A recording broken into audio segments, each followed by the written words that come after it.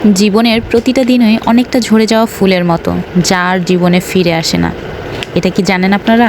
আসসালামু আলাইকুম, আপনারা সবাই কেমন আছেন? হুট করেই সাগর ফোন দিয়ে বলল যে আপু তুই রেডি হয়ে নে, আজকে আমরা দুপুরবেলা 3 ভাই বোন মিলে বাইরে খাবো।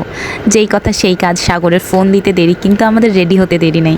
চট করে রেডি হয়ে নিলাম আমরা 3 ভাই বোন মিলে। তারপর আমরা চলে আসলাম মিম হোটেলে। আমাদের কুড়িগ্রাম শহরের মধ্যে এই মিম হোটেল ভাইরাল একটি হোটেল।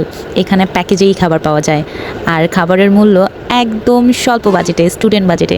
আর 150 টাকায় আনলিমিটেড ভাত, ডাল, ভর্তা, ভাজি। কে দিবে ভাই এই যুগে এসে, কে দিবে 150 টাকায় আনলিমিটেড এত কিছু? এটা হচ্ছে একটা প্যাকেজ। আপনি গরুর মাংস নেন বা হাঁসের মাংস নেন বা মুরগির মাংস নেন, প্যাকেজটা হচ্ছে 150 টাকায়। আমরা গেছিলাম সেদিন হাঁসের মাংস খেতে, কিন্তু দুর্ভাগ্যবশত সেখানে হাঁসের মাংস সেদিন শেষ হয়ে গিয়েছিল, তাই আমরা গরুর মাংসের প্যাকেজটা নেই, সেটাও 150 টাকা।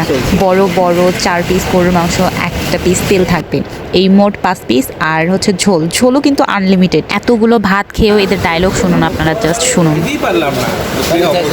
5 প্লেট খাওয়া কয় খাইতে পারলাম না, এই 5 প্লেট খাওয়া কয় খাইতে পাইনি। এরপর খাওয়া দাওয়ার পর আমরা এখানে অনেক শখ করে হচ্ছে দই নেই, বলা চলে যে একটু মারামারির উপর দই নিয়ে নেই, কারণ দইটা হচ্ছে আমাদের ট্রিটের মধ্যে ছিল। দইয়ের রিভিউ বল। সকলই মারামারি করে দইকে দিলাম, মানুষজনই টানাটানি দইকে চলে। পুরা ফাউল মার্কা দই।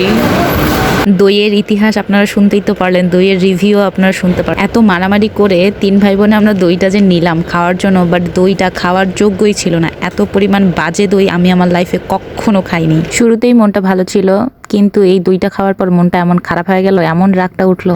যাই হোক, আমরা খাওয়া দাওয়া শেষে 3 ভাই বোন মিলে আবার চিন্তা করলাম যে এখন কোথায় যাওয়া যায় মুডটা অন করার জন্য। এই জন্য আমরা 3 ভাই বোন মিলে চলে গেলাম আমাদের সেই বিখ্যাত গুড়ের চা খেতে, যেখানে দিন শেষে না গেলে আমাদের আড্ডা জমেই না বলা চলে। এরপর থানার সামন দিয়ে, তারপর হচ্ছে ডিসির পার্কের সামন দিয়ে আমরা যাচ্ছি গুড়ের চা খেতে। এই তো সেই ভাইরাল গুড়ের চা। এই দোকানটা একদমই ছোট, কিন্তু দোকানের পিছনে ঈদগাহ মাঠের মধ্যে অনেক বড় স্পেস আছে, সেখানে আমরা বসে জম্পেশ একটা আড্ডা দিই আর চা খাই। আজকে এই পর্যন্ত। আপনারা ভালো থাকবেন, সুস্থ থাকবেন, আল্লাহ হাফেজ।